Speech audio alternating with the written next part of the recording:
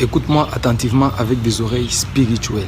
Le Seigneur m'a dit qu'il y a beaucoup de complots, beaucoup de dangers que Satan a prévus contre la vie de beaucoup de personnes. Alors je ne sais pas si toi aussi qui m'écoutes, tu es sur la liste des personnes contre qui Satan a déjà prévu un complot de mort, ou peut-être un complot d'accident, ou peut-être un complot de fausses accusations, qu'on puisse t'emprisonner alors que tu n'as rien fait, ou que tu puisses croiser un danger ou une difficulté quelconque qui va te mettre par terre.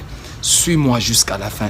La parole de Dieu dit dans Ésaïe chapitre 54, verset 15, que si l'on forme de complot, cela ne viendra pas de moi. Quiconque se liguera contre toi tombera sous ton pouvoir. Donc, tu dois comprendre que de l'autre côté, l'ennemi est en train de prévoir des complots contre toi.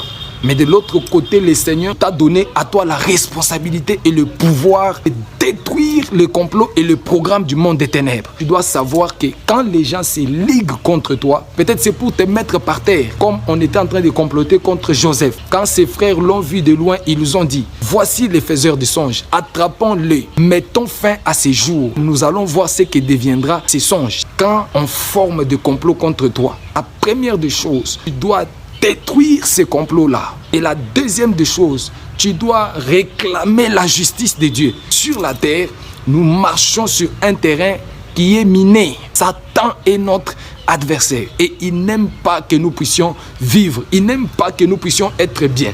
Voilà pourquoi tu as intérêt à être connecté demain à partir de 5h30 heure de Kinshasa, 6h30 heure de Mbujimaï. Nous allons prier pendant 30 minutes pour préparer toute la semaine. Nous allons consacrer notre semaine entre les mains du Seigneur et nous allons détruire le complot des ténèbres. Dans Psaume chapitre 56 au verset 7. Ils complotent, ils épient, ils observent mes traces parce qu'ils en veulent à ma vie. Quand on complote contre toi, cela signifie qu'il y a un groupe de gens qui en veulent à ta vie. Ils ne veulent pas te voir vivre, ils veulent te détruire. David dit encore dans Psaume 59 au verset 4, voici, ils sont aux aguets pour m'ôter la vie.